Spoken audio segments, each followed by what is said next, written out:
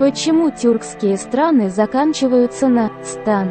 Многие названия тюркских стран заканчиваются на «стан». Рассказываем, почему. Топонимы с суффиксом «стан» широко распространены в Евразии.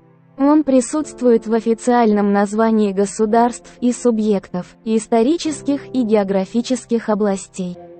Часто такое окончание имеют тюркские регионы, но это вовсе не тюркское слово.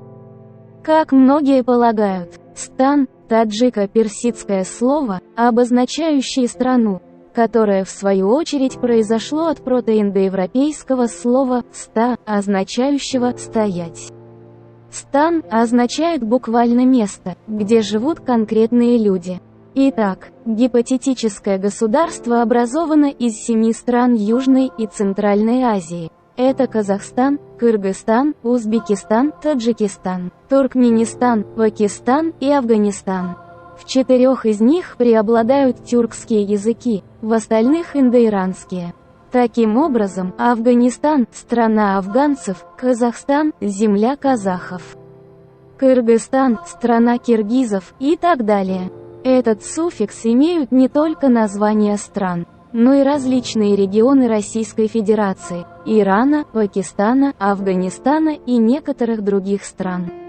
Например, регионы Российской Федерации, Башкортостан и Дагестан, переводится как «страна гор». В 2014 году президент Казахстана Нурсултан Назарбаев предложил переименовать в Казак-Ели.